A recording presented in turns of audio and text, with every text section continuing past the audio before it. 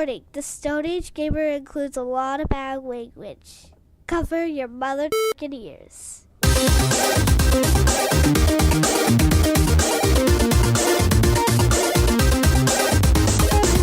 Good evening, and welcome to episode 212 of the Stone Age Gamer podcast for the week of July 27th, 2018. I am Kris Randazzo, and joining me tonight is absurd Darth Vader cameo, Dan Ryan.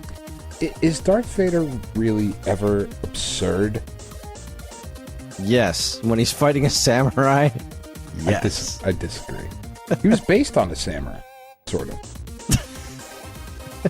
In some weird, I don't know, Star Wars. All right, absurd Yoda cameo. Oh, much better. He's just very short. Just makes no sense. Duck under your attack, I will, and then fucking off he goes.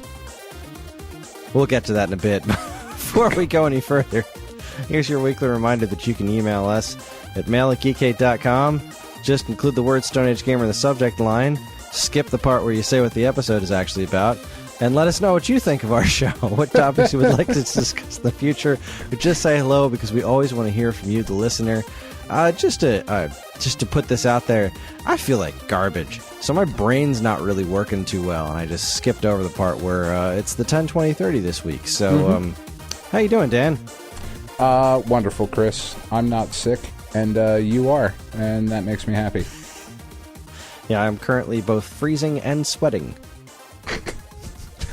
That's awesome. Good for you. I mean, I'm thrilled about it, to be honest with you. Are you? Have you taken a day off of work? No, I actually went into work today and suffered through it, yeah. That was dumb. You should take a day off. I only have so much sick time. Oh, yeah. And, yeah, good point. Good point. I'm going to need to be using some of my time off for an upcoming vacation, so... Yeah. Speaking of vacation, we told the kids that we're taking them to Disney.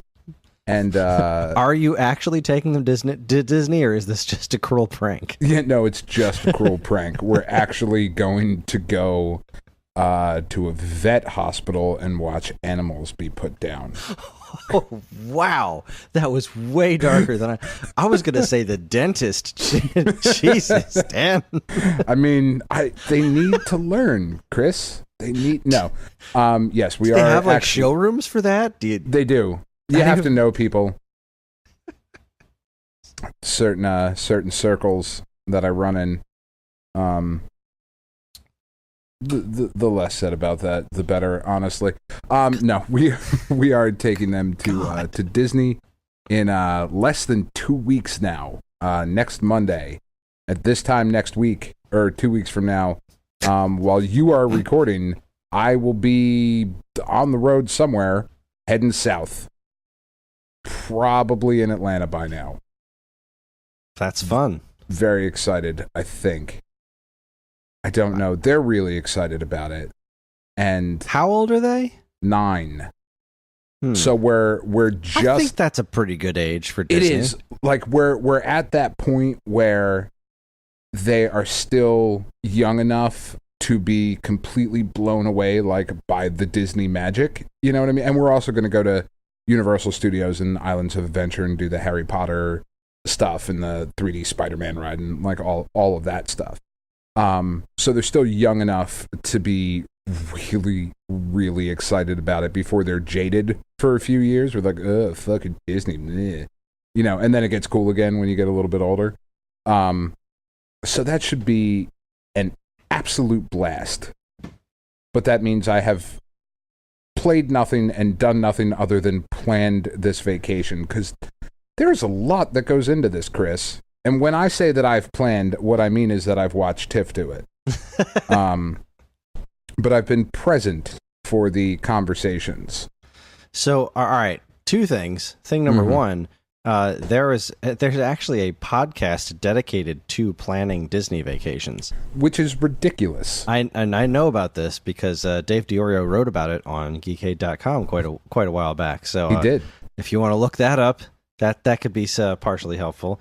Thing number 2, are you actually like are you staying there in like their hotels and all that jazz? No, we rented a tiny house for the week. Okay. Like out in a tiny house community. Like, it's on a lake. It looks really cool. pretty excited about it. Is it a tiny lake? It's a very tiny lake. I think it was just a puddle. It just looked more impressive because the house was small and forced perspective. Yeah. So other than that, there has been no game playing. But there will be, because we are going to be gone for 10 days, Kris, and the week after we get back, confirmed today on the PlayStation Store. I jumped on, always looking at stuff that comes out and new games come out on Tuesday. A pre-order was up for the game releasing on August 21st, Guacamelee 2. Guacamelee 2. I am so goddamn excited, Kris. I am fully paying for my pre-order on Friday so that I don't run out of money in Disney and can actually afford the fucking game. I knew you were going to pre-order that. I do not blame you. I actually did a pre-order today myself. I pre-ordered Overcooked 2. Nice. Because you get 6 bonus chefs when you pre-order it, including a purple alien and a platypus. Sold. Very exciting. Quite.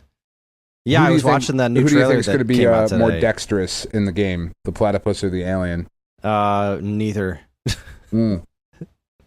Everyone controls exactly the same. That's fair. But yeah, that new trailer for Guacamelee is it's quite pretty. It's it's not like this huge graphical leap over the previous game, but it is. It didn't need to be. It didn't need to be, but it's neat that it's that same style, but it's even more refined. Mm-hmm. There seems to be a lot more impressive visual effects going on, which is really cool. The game looks gorgeous. I'm very excited for it. My expectation level for this game is borderline unfair. I suspect it will live up to your expectations. Man, I fucking hope so, Kris. I really do. I feel like these guys know what they're doing, and they're going to do something really right with it. I haven't played a game of theirs that's been bad, so... I mean, really, how many games have they had, right? It's 3, 4?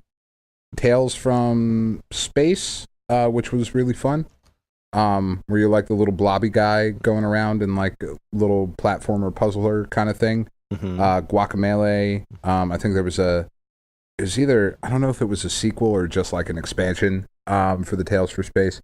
But then Severed, which was very cool and very different, very interesting. So, I mean, they haven't done a ton. Too. They haven't done a ton of stuff, but what they've done has all been really neat. At least, I don't know. Guacamelee 2 is probably going to end up as my runner-up for Game of the Year. I doubt it's going to unseat God of War, but who knows?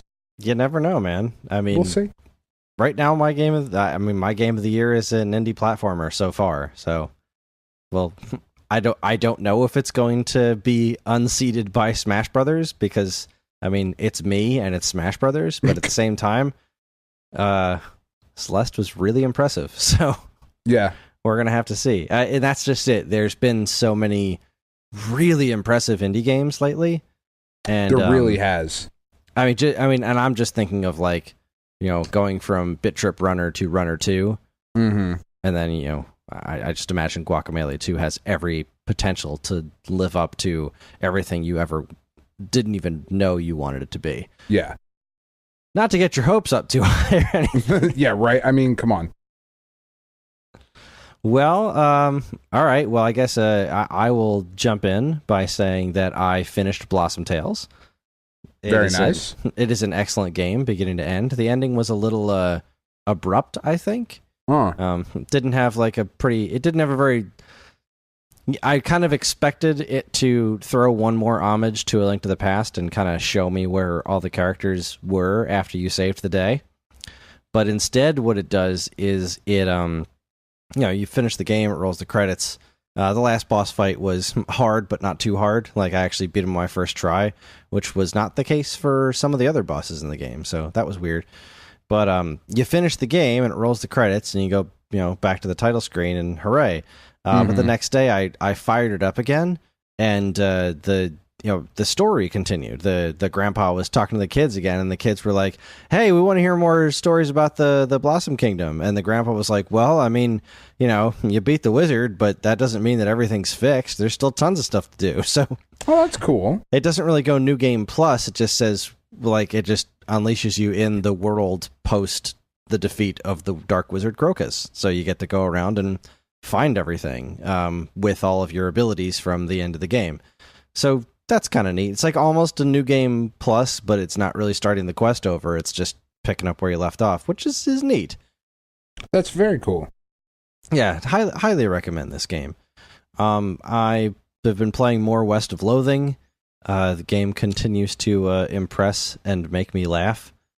I'm getting sort of more of a hang of... Geez, what did I just do this morning? I did a puzzle this morning where, what did they call the place? There was these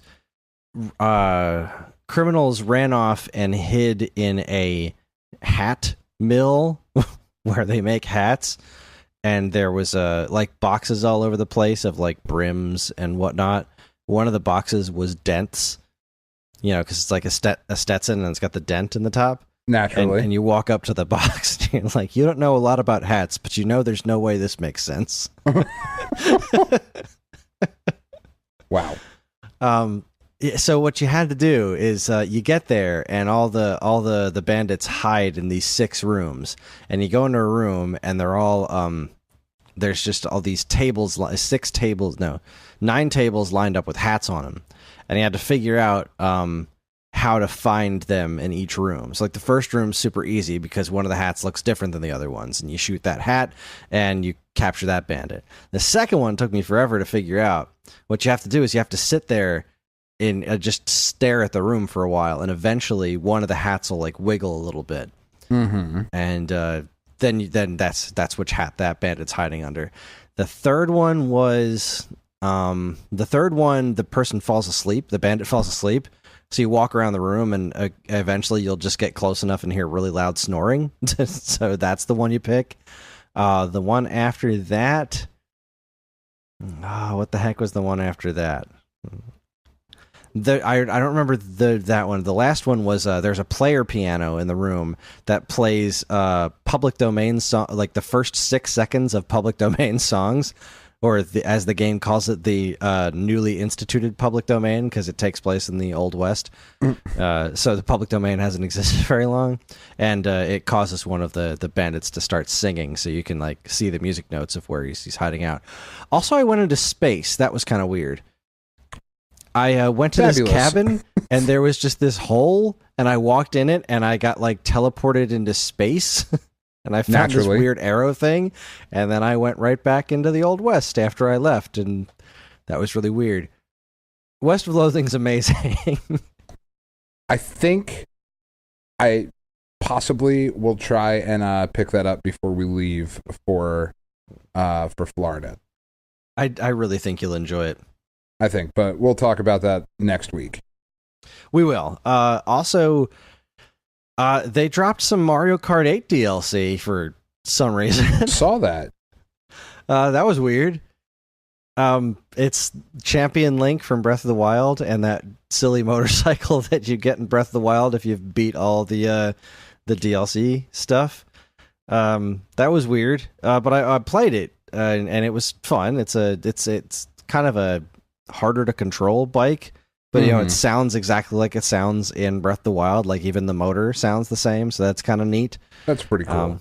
Yeah, it was fun, because John was saying he wanted to play Breath of the Wild out of nowhere. Mm-hmm. And I was like, you know what?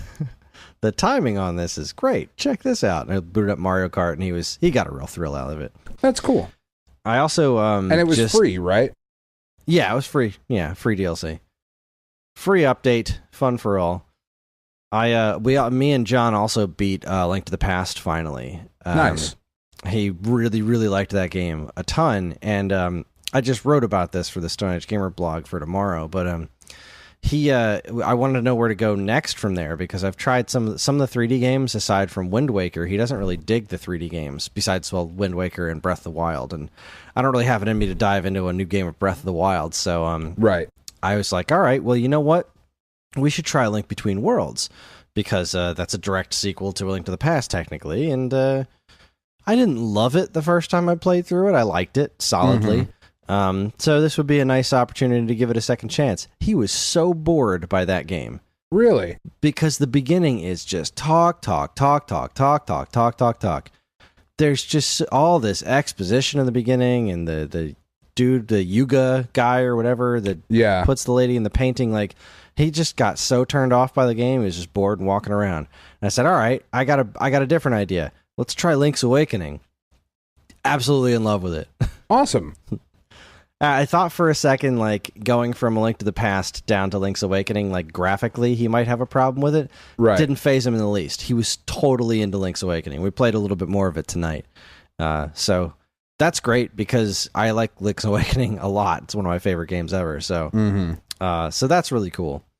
And I think that's everything game-related I've done, besides pre-ordering Overcooked 2. And oh my goodness, did you see the trailers for Dragon Ball? The base Goku and base Vegeta? No, I haven't watched them yet. Oh, they're so freaking cool, man. I'm sure they are. They're just so expensive. I haven't even sniffed how expensive the DLC is. I think don't it's know like anything about $6 per character. Yeah, that is kind of spicy. That's steep. Like, I guess $6 I'll see how for both would have been fine. Yeah, that makes sense to me. But I could be wrong. It could be like a little cheaper. I don't think I am, though. Well, I mean, I'm gonna get the game when it hits Switch because I want it on the go. But just I know a lot of folks were complaining, like, oh, another Goku and Vegeta, another one, blah blah blah, and I'm like, this is you're crazy, because this is so awesome. The attention to detail and the way they fight is so ridiculous. Like, Goku's doing moves from like the movies and stuff. His Kaioken attack looks amazing. The Spirit Bomb, a Gallic Gun with Vegeta, like, it just looks so cool. It does look very cool. It's still not Master Roshi, though, which makes me sad. Yeah, that's got to happen. I mean, seriously, like, at some that's point, got to happen. If Master Roshi was even in the Tournament of Power in Dragon Ball Super, for crying out loud, like, they got to put Master Roshi as a DLC character. Anyway, let's jump into the 10, 20, 30, shall we? Let's get to work here. It's a little short this month. Little short, yeah. We're a little light on releases that are worth talking about. So, to be fair, though, it's the summer, and that is to be expected. It is indeed. So we're diving back to July of 2008. 10 years ago, we got the release of Trauma Center 2 for the Nintendo DS. I love these games. I bought these games. I did not play them. They're so hard and so silly and so just over the top ridiculous. Because it does not approximate being a surgeon even a little bit. Goodness, no. Don't you wind up dealing with like alien viruses or something? Yeah, there's all types of weird shit that happens, and like it wasn't perfectly controlled, and there's some semblance of a story that is just as Atlas as it could possibly be. You know, I just love that when the DS came out, it was like, all right, this thing's weird, so let's just put weird games on it. And immediately for the Nintendo DS, we got Phoenix Wright, a lawyer game, Trauma Center, a surgeon game, Sprung, a dating sim. And granted, Sprung was fat, hot garbage, but Trauma Center and Phoenix Wright are awesome. They are. They're so weird, and so, like, do not play the Wii version at all. It's god awful to control, but it works. It sort of works on the DS. It does. There's something about the stylus controls that are really nice. I will say that Trauma Team, I think the last one they made for the Wii, that was an original one, not a port of the DS ones, is supposed to be phenomenal. Really? But I believe it was also the last game in the series. Yeah. Because by that point, nobody was buying them anymore. Yeah, no. I didn't like this one as much as I liked the first one. I mean, there were marginal improvements to controls and graphics and all that stuff. It got a little bit weirder, like you said, like with like alien viruses and shit. But I mean, it's Atlas. It's going to be weird. It kind of doesn't have a choice. No. Yeah, Trauma Team was the last one. What was New Blood? There's Trauma Center Second Opinion. That was the Wii game. Then New Blood was a sequel on Wii. Then Under the Knife 2, which is this one that we're talking about. And then Trauma Team was the last one. Yeah, I might actually go pull this out when we're done recording. I might do the same. I like this game. Who am I kidding? I'm going to bed after this. That's right. No, you're not. You're going to go play. Exhausted. Yeah, no, I'm probably going to boot up something. West of Loathing. Yeah. Fight more cows. Because that's what I do. Anyway, very cool game, though. Absolutely worth checking out. If you have a DS and have somehow not played either of these, you should absolutely give the Trauma Center games a look. They are worth at least 10 minutes of your time. Yeah, just to see what they are. Yeah. Just to say, to tick that box and say that you've done it. The other major release that came out in July of 2008 was Soul Calibur 4. Mm-hmm. I probably played a whopping 20 minutes of this game before deciding I just didn't like it. It is the most divisive of the Soul Calibur games. I think the Star Wars license was really poorly used in this game.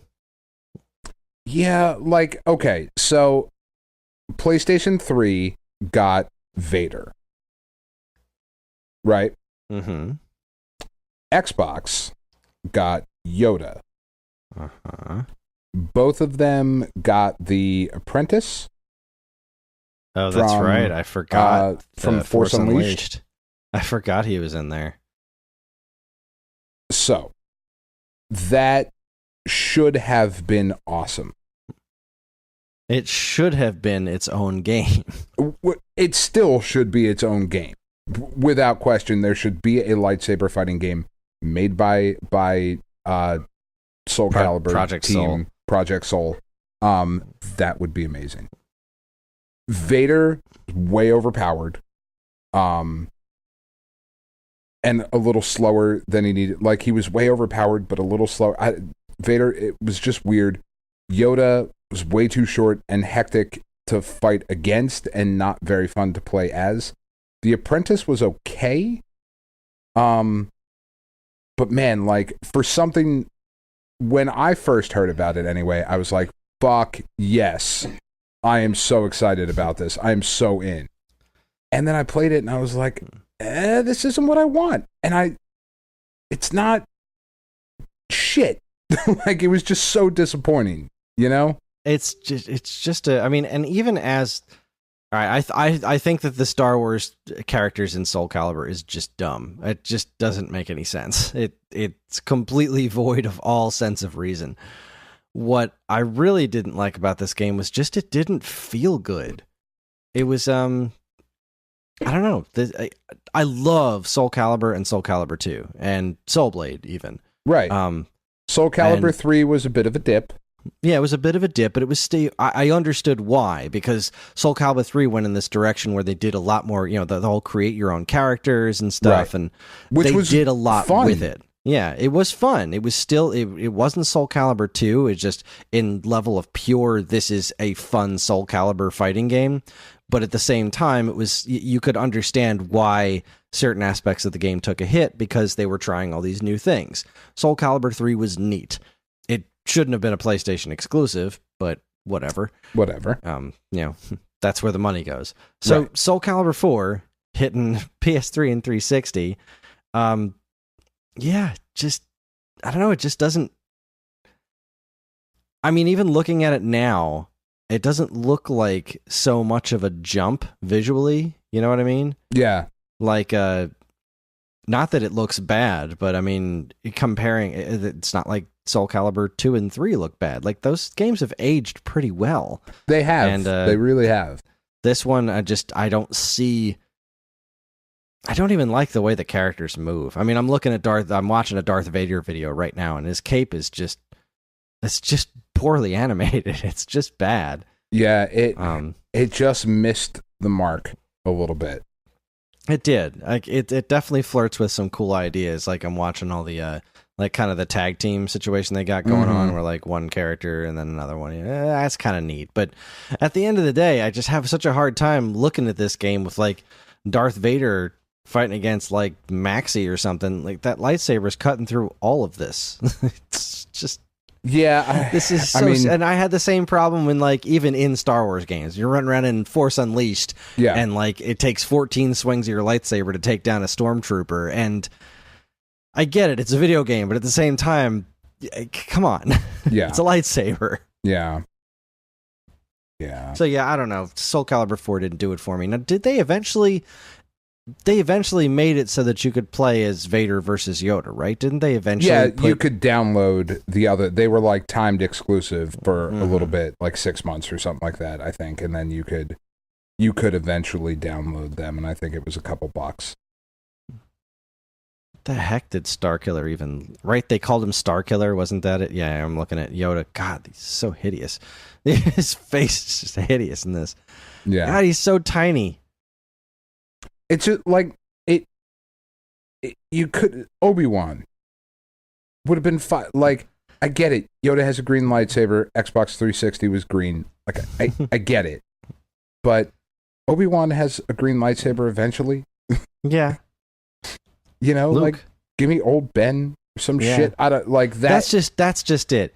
Give me a Star Wars fighting game by Project Soul. And that was that was my first thought when I saw this. Like, there's nothing wrong with the idea of these characters in a Soul Calibur like game. Just don't do it in Soul Calibur. Just release this game. Make this into a freaking game.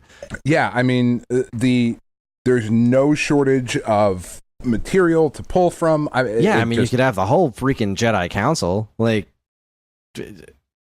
young Luke, old Luke. Shit, do it now. I just want to beat the shit out of Ki-Adi-Mundi. His big dumb head.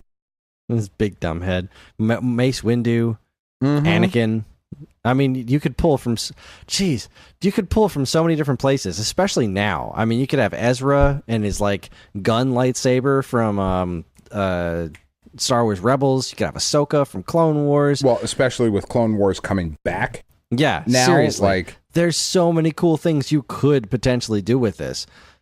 And even throw the Apprentice back in there. Why the hell not? Yeah, I mean, you could have, even the stormtroopers that are in the new trilogy. Oh my god, that with have those like anti-lightsaber. Yeah.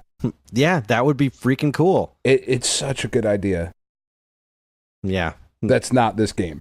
It's not. Yeah, that's not this game. Just there not needs this to game. be a Hopefully, new Masters of Terras Kasi that doesn't suck. Right. That's really what it boils down to.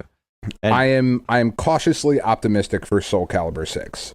I am too. Everything I've heard about it says that the game just feels right. Like, yeah, it just has. 5 wasn't great either. I didn't even play 5. Yeah, I can't even conjure an image of Soul Calibur 5 in my head. Yeah. Which is, I mean, talk about a series fallen from grace within my perspective, because I was absolutely obsessed with Soul Calibur 1 and 2. And just 4 and 5 just really nothing for me. Nothing at all. I still don't understand. I still do not understand. And this isn't even just fanboyism, which is a part of it. Don't get me wrong. But I do not understand how the Soul Calibur 6 isn't coming out on Switch with Breath of the Wild Link in it. Just from a sheer money on the table perspective. It doesn't make a ton of sense. It does. Soul Calibur 2 for the freaking GameCube sold bananas because of Link. And because now you've got so cheap. You've got just Breath of the ring out Wild. people left and right. Nonsense. You can play as Breath of the Wild Link's like costume in Skyrim. There's Breath of the Wild Link stuff in Monster Hunter. Dude, this is so easy. This is so easy to do and would sell so well. Oh, it would be absolutely insane to me. It would be ridiculous. Yeah, it's like the franchise. The franchise has almost never been more popular at this point. Like, yeah. To do it now makes way too much sense. I can't believe that it's not happening or it is happening and we just don't know about it yet. Which both of those options are stupid. Yeah, yeah. No, I am very optimistic for 6. I am excited to jump back in and play as Zalta Lamel again. That dude was badass. Zasalamel was the guy with the big scythe, right? Yeah. And he was from 3? Yes. Was that where he debuted? Okay. Moon Knight, pretty much. Yeah. Except a black guy. Well, with a gold eye. Whatever. He Moon had a Knight could be golden black, Kris. I suppose he could be. I mean, he's not, but he could be. Anyway, I don't really know where to go with that. No, let's leave that awkwardly. Move on to 20 years ago. Let's travel back 20 years so that you can talk to me about July of 1998's WWF Warzone for the PlayStation. What a gigantic piece of shit this game was. This is the one with the black cover with Stone Cold on it, right? Yep. And man, the Acclaim wrestling games were just not good. I remember when this came out, everyone was excited because they thought it was going to be like the N64 wrestling games. Yeah, right? Not even a little bit. And like, oh, now I finally get this on PlayStation. I don't play it on this dumb N64. Nope. Nah, sorry, dude. Nope, sorry. The characters all looked fucking weird. Like there was awkward proportions to all of the characters. I mean, apart from the polygonal effect of the graphics themselves, they moved very awkwardly. Like, I just loaded up a video. Oh my god. God, it's bad. It's an ugly God. Game. This ugly. Is fantastic. It controlled like shit. There were some videos in there that were pretty cool. There was like, I don't remember if this one had like a story mode or anything like that. There were a couple of redeeming factors to it, but as a whole, I mean, comparatively speaking to the N64 games that we got, this is just the hottest of garbage. Well, this came out, I thought this came out on N64 a lot later. It was 1 month later it came out on N64. Yeah. And you gotta wonder why. Why in the world would they release this on the same platform that had WCW NWO Revenge? I mean, I guess they hadn't gotten the WWF They hadn't gotten license yet, so they hadn't gotten the WWE license yet. They had were the just name. doing WCW. So I mean, God, this game was bad. Ooh, it also came out on Game Boy, but that was last month. And I bought it because I was like, "Fuck, it's a new wrestling game." You know what I mean? Oh, of course. Everyone bought it. I am currently trying to talk Tiff into pre-ordering the $90 version of Fire Pro Wrestling World. Which I'm sorry, the $90 version? Yeah. There's a whole bunch of shit that we don't need to get into, but it's not going well. If we're being honest. There's a bunch of New Japan shit that comes with it and a bunch of stuff that you can get separately and later and whatever. But now, meanwhile, I'm looking at video of the Game Boy version. Mm-hmm. Not bad. I mean, the walking animation's a little dumb, but I have to say, overall, this is far more attractive than the PlayStation game, which is really, really ugly. It's so ugly. It was ugly then. You know, it was something that we all tried to be like, oh no, it looks fucking great. No, it didn't. Didn't look great. Yeah, I mean, I'm even looking now at WCW NWO Revenge on N64, and this looks leagues better. Yeah. I mean, it still looks like garbage because it's an N64 game, and everything from this era looks like crap. Mm-hmm. But still, this, it's super blocky, but it's just not as ugly. They moved like humans. It did. Everyone's moving a lot better in this. I'm looking at the moves, and they just kind of work. Yeah. Yeah, wow. It was What a even piece of more shit. upsetting. Yeah, it was a gigantic piece of shit. And what was even more upsetting was that after they lost the WWE license, they got the ECW license, and they basically made this same game again and just put ECW characters in it, and it was worse. Can't imagine why Acclaim isn't still around anymore. Yeah, I don't understand why. What was it that set them away? So Garbage. the next one that came out in July of 1998 was the old-fashioned rivalry that I always got a lot of entertainment out of, not by playing the games, but by being the guy behind the counter answering the questions about the games. And that was both Madden and Game Day 99. Right. back when Madden and Game Day were like the two biggest football games, because there was a bunch of NFL games back then. You used to have Quarterback Club, and that's about all I can remember. There was something else though. Quarterback Club and was 2K hadn't started yet, right? No, not yet. 2K was the following year. That was 2000. Did they start in 2000? I thought they started later. Well, they started in 2000. It was a launch game for the Dreamcast. Was it? Okay. In 99. I mean, I know that makes sense with the name, but I thought there was something weird about it. I mean, yeah, I think it launched with the Dreamcast. I know it was in its first year. Okay. When did NFL 2K come out? Oh, good Lord. I'm going to barf everywhere. Yeah, it came out on September. That's awesome. Came out on September 9th, 1999. Launched with the Dreamcast. All right, so it didn't launch in 2K. It came out in the same year. Well, that's how these things worked. They were always a year before. You know, we're talking in 98, and these are the 99 games. Yeah. But, okay. Yeah, anyway, Madden Game Day. I couldn't tell you anything about them now. I just remember that it was always a big deal at my Funko Land. We used to take the Madden and Game Day and whatever the heck. It was just two of the PlayStation Interactives up front. One would have Madden, one would have Game Day, and just let people play them side by side and make their choice that way.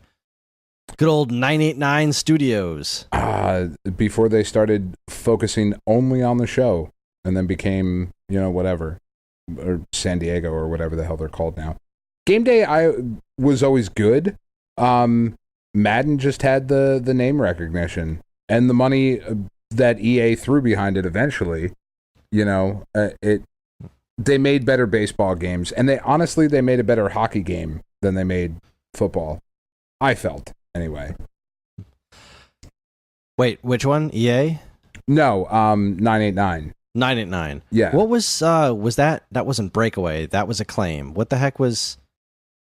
I don't even... Face Off? Face Off, Shoot Zone or something. Jeez, there was a ton of NHL games too. Mm-hmm. My God. All right, let's see. What else was in 99? We had Quarterback Club, Game Day. Well, that was it. Yeah, there wasn't another one. Blitz was still out at that time.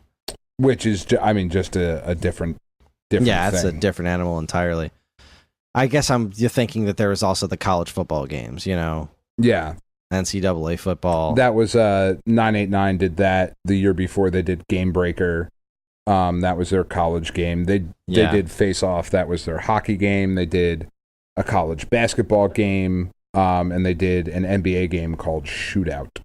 And let's not forget Kurt Warner's Arena Football Unleashed. Oh, well, it was unleashed. So... NFL Fever, but that wasn't until Xbox. That was Microsoft's NFL game. Yeah. Oh, good Lord. And then everybody started buying exclusivity because Electronic Arts didn't like competition. No. Boo. Boo, EA. Big fat thumbs down. Yeah, at the end of the day, like, I don't know. I don't have a dog in the fight anymore, Like, at this point, I am much happier to go back and play Tecmo Super Bowl than I am to go back and play an old Madden, or new Madden for that matter. Yeah, I've never really been a fan of that. I've always loved I think it was 2K5 was when they did that. They were like, no, our game's better, and we're gonna prove it by releasing it for $20 goddamn dollars.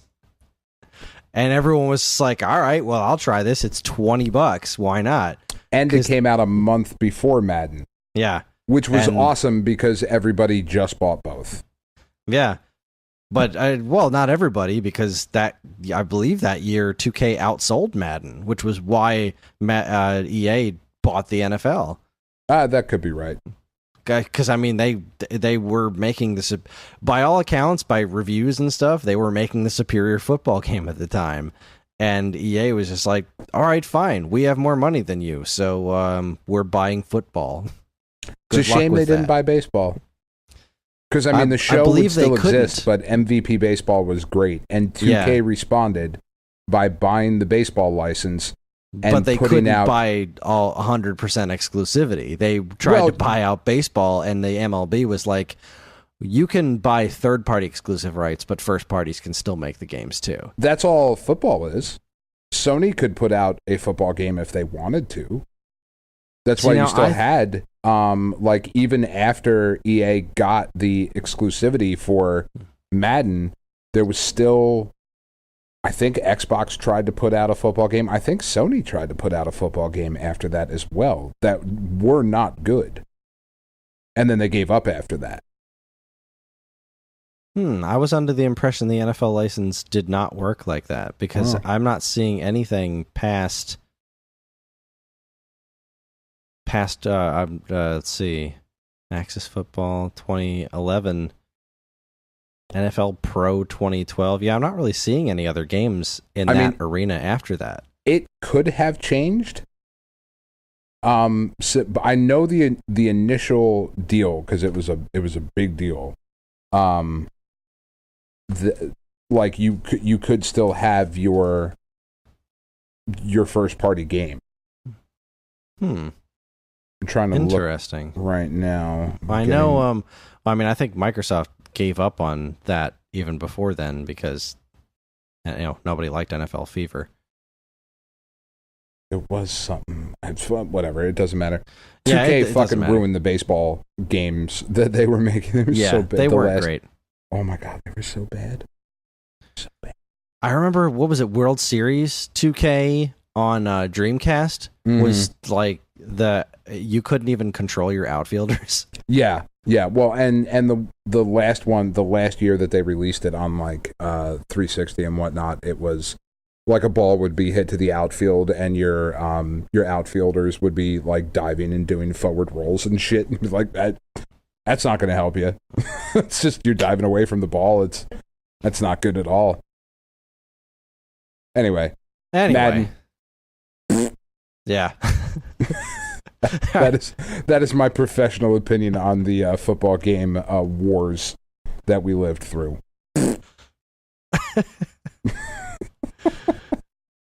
Well, the last game that was worth noting that came out in July of 1998 was Shining Force 3 for the Sega Saturn. Not one that I played, but I always did like the Shining Force games.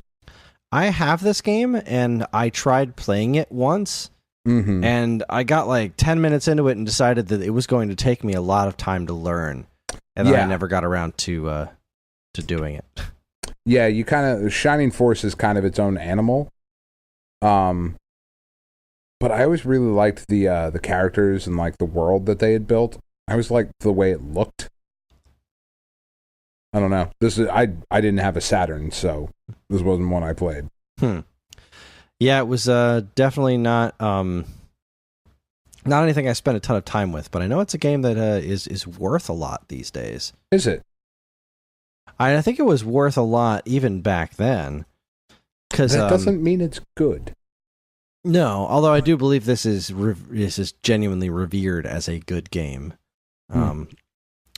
It seems to have gotten somewhere in the 8 to 8.5 out of 10 range overall. Let's see if I'm just gonna eBay this. Actually, I should just do price charting. And this is series that... Look at that, $750. Jesus Christ. That's probably sealed or something like that. This is a series that they've kind of let die, though, right? Like, there hasn't been a new Shining Force in quite some time. No, they've done other Shining games. Like, I think anything with the word Shining in it is technically related, but Force. Let's see. There was a Shining Force Neo on PlayStation 2. I forgot about that. What was that? 20 years ago? Yeah, that was a while ago. you know what I mean? Like 15 3. years ago? Yeah, Shining Force 3 is going for about $200. Well, that's pretty solid. Not a crazy price. No, I still think Panzer Dragoon Saga is more. Panzer Dragoon Saga, yeah, a complete Panzer Dragoon Saga goes for like $550. Well, Shining Resonance was the last game that came out. Well, no, Shining Resonance Refrain, which is just a port of the PlayStation 3 one, came out on July 10th of this year on all platforms. But the last The last ones before that were Shining Resonance in 2014. Shining Residence. This house is fucking shiny.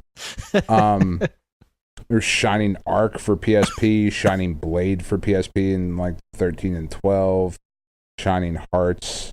The last Shining Force game was Shining Force Feather on the DS in 2009. Yeah. Did that even come out in America? No. Shining Force Feather. Yeah, no.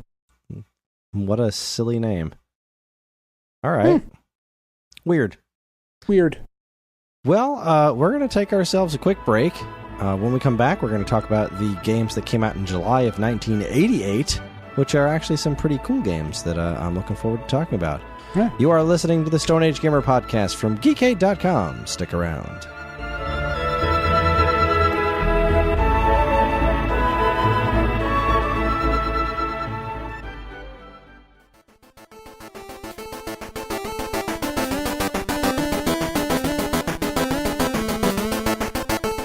The Stone Age Gamer podcast is coming to Long Island Retro. Join me and special guests Dean from the Vest and Friends podcast and Matt from the Waveback podcast as we engage in a bracket tournament-style showdown to determine what the best worst controller of all time is. Is the Nintendo 64's three-handed grip better than the Atari Jaguar's numeric keypad? Does the Philips CDI wand work better than the non-centering joysticks of the Atari 5200? Find out at Long Island Retro on Saturday, August 11th at 4 p.m. in Panel Room 2, right after the Square Painter and Tiny Ninja panel, which will also undoubtedly be a good time. See you there!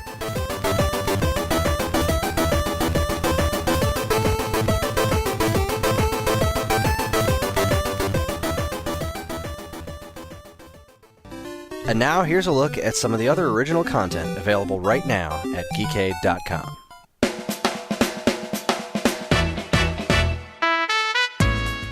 First up, we've got a double dose of horror for you this week. First, Ernie Rockelman goes on a deep dive to get to the heart Shatner? of Yes. Really wanted to make sure that comma was pronounced. To the heart of exactly why John Carpenter's Halloween not only holds up to this day, but is one of the most important horror movies ever made.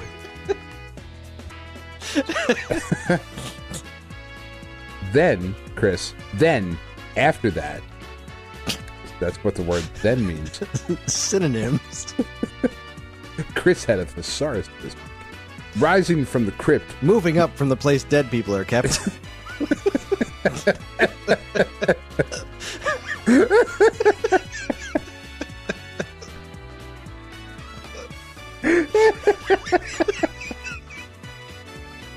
Oh shit, I'm crying. Oh, that made me tear up. That was fucking funny. Sick Kris is best Kris. Moving up from where dead people are kept returns with an episode about unfaithfulness, seduction, and how the undead can make all that stuff considerably worse, even if you're young Terry Hatcher, which I certainly am. Don't miss celebrating 40 years of Halloween located in the think tank shit, and rising from the crypt, the thing from the grave. That's a little on the nose. Yeah, man. I've never spent much time with Tales from the Crypt, and when it's the best. When Alex told me he was writing an episode by episode recap, I was like, all right, I'm going to read about some pretty cool stuff. And I gotta say, a lot of them so far have been pretty lame. Mm-hmm. Oh, they were completely lame, but that was kind of the charm of them. Crypt Keeper would come out and like get you all hyped up for some shit. You'd be like, fuck yeah, this is going to be great. And then you watch it and you were like, well, there were boobs. Other than that, episode with John Larroquette, it's pretty great. Next, John Larroquette just showed up on West Wing. I'm doing a West Wing rewatch. Yeah? Yeah. The movie was fucking dope. Demon Knight, that movie was great. I thought you were talking about a West Wing movie. I was like, what are you talking about? No, that movie was also good. It was called The West Wing, though. It was a parody. It's on Geekade After Dark. Next, Dan Ryan is on summer vacation. Mm-hmm. And with his free time comes his weekly Kung Fu movie series review, or review series if you're not, what's that word, where you switch things around? Dyslexic? Dyslexic. Mm-hmm. Funku Fridays. For its third year, though, he's decided to do something a little different. I love talking about him when he's right here. I know, this time it's weird. around, he is taking a page out of his Bits and Brews playbook and pairing Kung Fu movies with video games. The first entry lands this Friday, pairing a Stephen Chow retelling of a classic Chinese tale with an NES game about a kabuki actor who is sucked into a computer. Find out which one of these is truly weirder in Kung Fu Fridays, Kabuki Quantum Fighter, and Journey to the West, Conquering the Demons. Spoiler alert, they're both bananas. Finally, the character Luke Cage has been around for a long time, and he's seen plenty of interesting iterations over the years. In light of a couple wildly different Cage-related releases, the boys at the Nonstop Comic Shop spend some time in Harlem, not literally, to discuss Genndy Tartakovsky's 70s period piece Cage, featuring the Tiara, all its glory, and the latest season of Netflix's Luke Cage show, featuring Nary a Tiara in sight, unless you include the homage flashback. Be sure to listen to Nonstop Comic Shop, episode 27, The Power Man Puff Girl. I was always under the impression that it was Genndy Tartakovsky, but you know what? I don't know. I don't know either. Evan, edit out. What did I say? You know what? Genndy? Yeah, leave it in. It's fine. Frank Tartakovsky. We're doing it. Kris Tartakovsky. Done. Dmitry Tartakovsky. sounds better. Dimitri. You can catch all this great stuff, plus tons of other articles, some videos, podcasts, and more. Every now and again. We don't really do videos that often. Right now at geekade.com.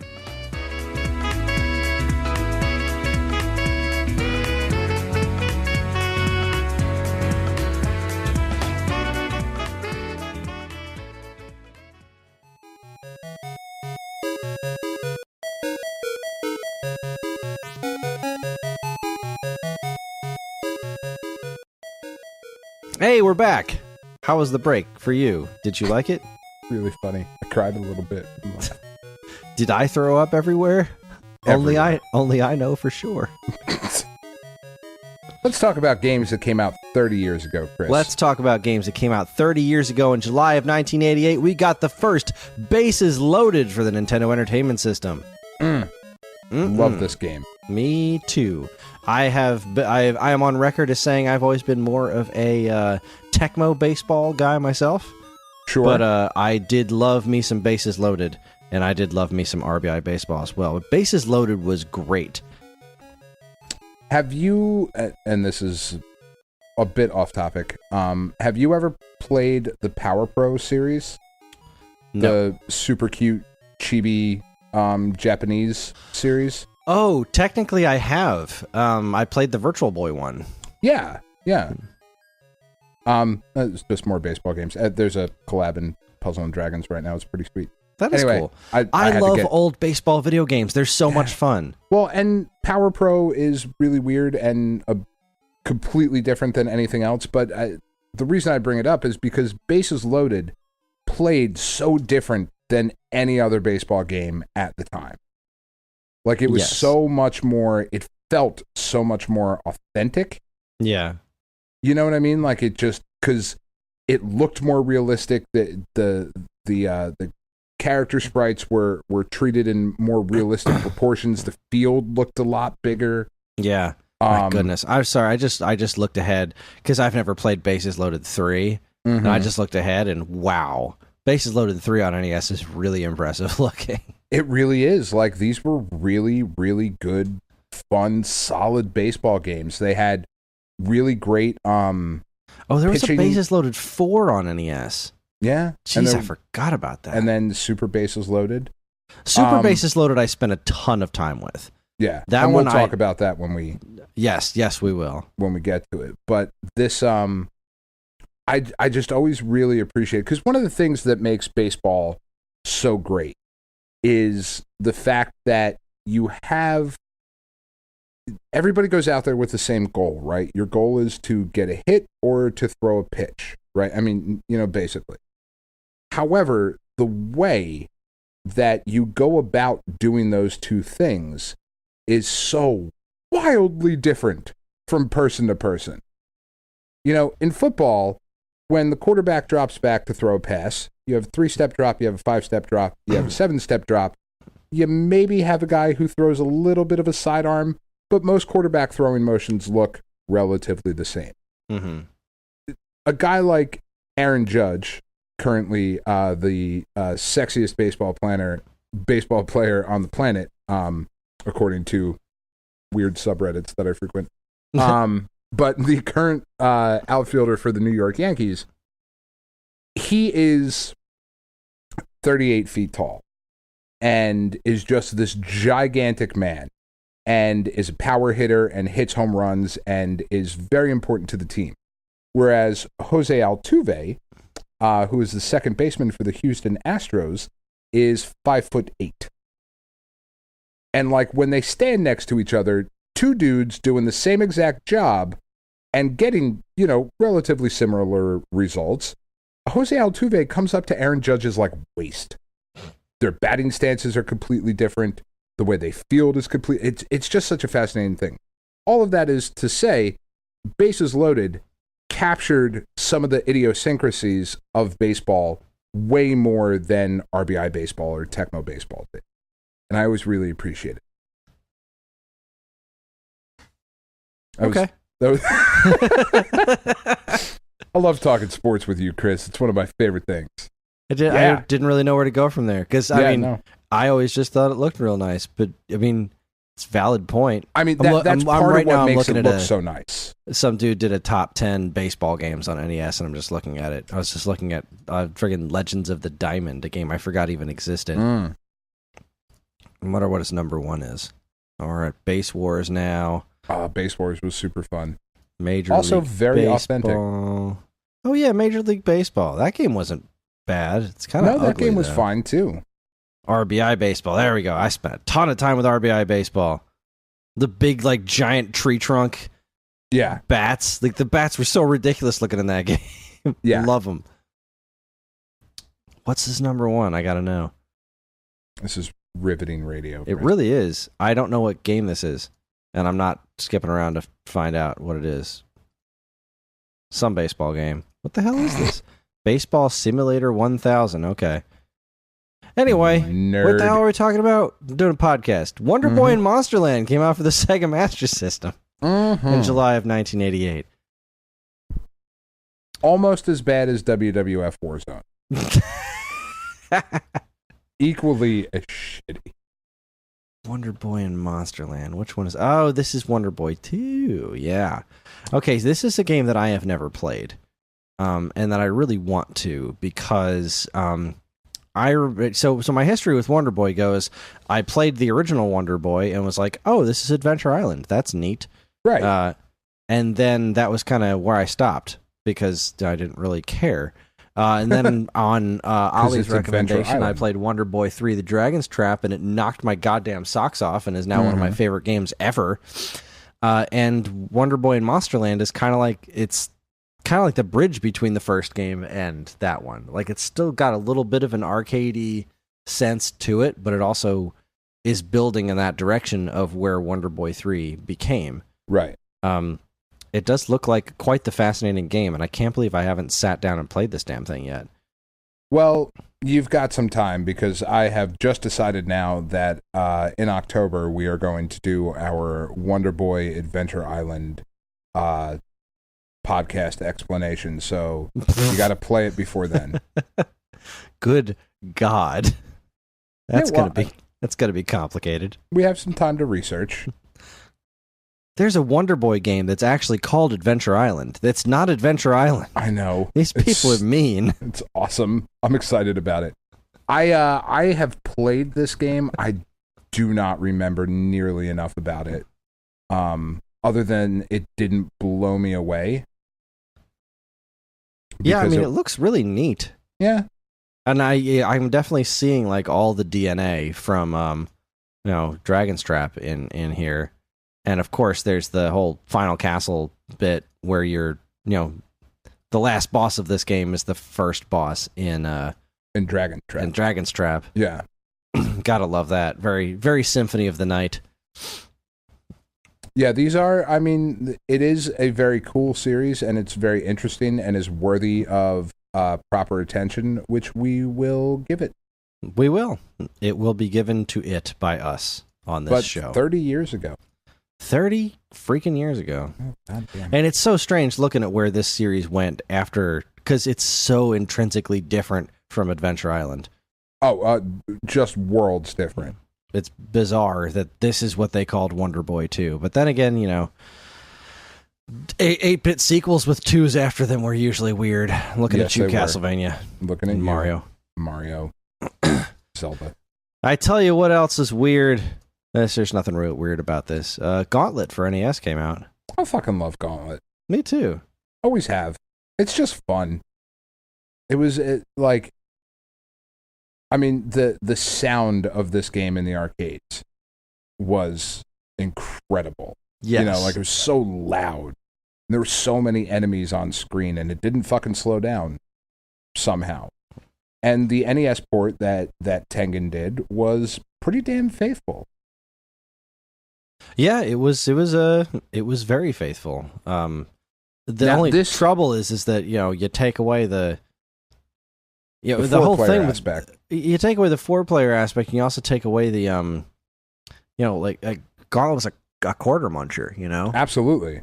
So it's not as bad as say the arcade ports on home consoles, where it's just like you have infinite quarters, go nuts. And you realize this game gets real boring real fast when you realize you don't have to try to actually do anything. Right, that you can just keep going. I never felt that way with Gauntlet though. It was always just fun. The level design was always varied enough to where there were different things to do and different objectives to make your way through, and it was not an unconquerable labyrinth. It made sense. It wasn't something that you necessarily had to be like, all right, well, I gotta pause the game and draw this shit. You could figure it out as you were going along, and it was just kind of badass to go through and wreck house. Who did you play as? I always liked the Wizard. That's who I played as. I love the Wizard. Wizard or Thief? My secondary was the Warrior. Yeah. Wizard. Yeah. Food. Yeah, Wizard was the best though. That fucking song too. So eerie. Just good. Gauntlet's badass. Agreed. They kind of ran out of shit though in all the sequels. It was when they the same game. When they kind of made it happen again with, what was it, Gauntlet Dark Legacy or whatever? Gauntlet Legends, that was it. Gauntlet Legends. That was a great reboot, but then they ran into the same problem. They just kept doing the same thing over and over again for the sequels and burned out. Well, it's an incredibly simplistic game. Yeah. Go through and kill everything and get some keys and collect some food and you're done. You move on to the next thing. But it was damn fun. Well, I'll tell you, this next one I've never played before, but it does look interesting. In July of 1988, Who Framed Roger Rabbit came out for multiple PCs. It was on DOS, Amiga, Atari ST, Apple II, and Commodore 64. Is it different from the NES version? Yes. Yes, it is. Really? Yeah. Okay, I'm looking at pictures now.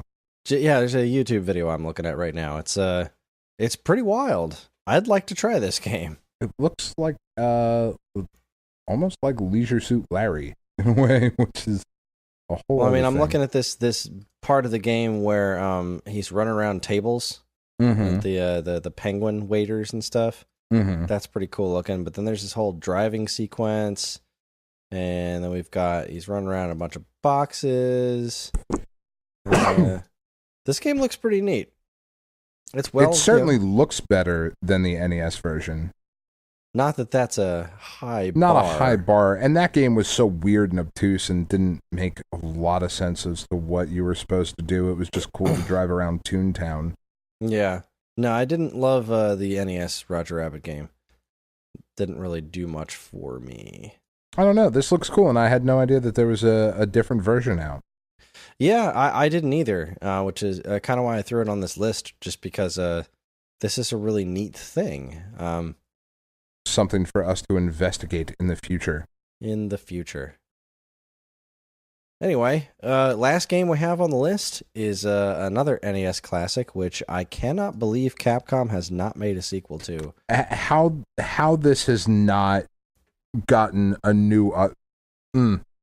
Legendary Wings. I fucking love Legendary Wings. This game is cool as heck. I haven't spent as much time with it as I would like, but it's still just a really cool game. I mean, this is similar to like games like Stinger. This is one of those games. It's a shooter. It's a scrolling shooter, but it switches back and forth between side scrolling and top view. And not spaceships or World War II planes, but fucking dudes with wings. Yeah. Legendary you can also wings, land one might and even walk say. around. Yeah, you might say that those wings are legendary. This game was And fucking cool. Yeah, this game's neat. I never finished it. Like I said, I never really got all that far into it because I had only rented it like once when I was a kid. I think like my rental place lost it. Like really? I rented it once and then I never saw it there again. I probably would have rented it more had it been around. Yeah, it was one of the few games. There were a couple Master System games that allowed you to do a similar thing of like switching between flying around and walking around. Technically, Fantasy Zone let you do that, but it didn't do anything. Yeah, no, this actually, like in Legendary Wings and a couple of the different Master System ones, whose names I cannot remember. I'm sure one of our listeners can email us and be like, "Oh, it's this fucking game, idiot," which is fine. Let you do different things, but like Legendary Wings was just so cool. Like the level designs were really cool. There's a lot of interesting like mythology references, and the power-ups were fucking cool that you got. The weapons were cool. It wasn't overly cheap like a lot of shooters had a tendency to be. Mm-hmm. You know, there were the game's doable. Yeah, it's a doable game. There are patterns that you can learn and get really good at. This game's awesome. And you're right, this is not something that Capcom has given a shit about at all. Which is weird for Capcom because, you know, they give a shit about everything. They love sequels. They do. They're really good at them. They are sometimes. Nah, usually. Yeah, many times sequels work out for them. Sometimes they don't. Still waiting for the fucking Chaos Reign sequel. I'm never gonna get Piano 4. God Hand 2. Oh goodness, what a cool game. Wasn't there like there's a whole rumor that Dead Phoenix game that was supposed to come out for the GameCube that got canceled as part of the Capcom 5 was going to be a follow-up to Legendary Wings, but I guess we'll never know. No. This might be something that needs to make it to our pain in the ass-a-thon, Chris, because this is 2-player co-op. It is. Although I would venture to say that there are shooters that are far more pains of the ass than this. Yeah, maybe. Probably. All right, Summer Series next year. Put it on the vote. Yes, indeed. Well, that's all we got for the 10-20-30, but speaking of the Summer Series, it's time to break down what we will be playing. Do you like how I segued? I do. It was good, right? Very, very fond of that. So let's see. Going down the list of games, unfortunately, Flash for the Master System got 0 votes in any of our polls. Not a single person. That shocks me. Honestly, that does. I thought it would at least get 1 vote, but no. Then following up was a Jewel Master for the Genesis, then Battle of Olympus, and then we had a 2-way tie for second place. So we put up a tiebreaker earlier today. So third place is going to be Jurassic Park 2: The Chaos Continues, which means that the 2 games we will be playing for next month's Summer Series is Pulse Man for Sega Genesis and Metal Storm for NES. Metal Storm was in first place. Handily. Very Genesis-heavy Summer Series this year. Yeah, we did spend a lot of time with Sega games. That's all right, though. I am really excited for Pulse Man. Me too. I've actually played a little bit of Pulse Man before because they released it on I think it was the Wii U Virtual Console or the Wii Virtual Console. It was the Wii Virtual Console. They actually released it here in America. And I played a little bit of it, and it was very cool. So I'm excited to go back and really spend some time with it. I'm kind of bummed I don't get to play Jurassic Park 2 again because I remember really liking that game, and it had a very memorable soundtrack. But there's always next year. Yeah, that's right. And Metal Storm's a game that's always been on my list of things to play. So, I mean, I kind of figured that was going to wind up in first place because that game's just very revered. I am surprised Battle of Olympus didn't do better. I felt like that game had more of a following, but whatever. So there you have it. That's our show. Thank you very much for listening. I am slowly dying, so let's wrap this up so I can go to bed. Dan and I are both going to be taking vacations in August. So next week, we're going to talk about good games to play on vacation. We'll figure out what that means sometime this week. Once again, you can get in touch with us at mail@geekade.com, as well as all flavors of social media that we inhabit. You can like us on Facebook, find us on Instagram at Geekade, subscribe to our YouTube and Twitch channels for all our latest video content, and follow us on Twitter at @the_Geekade.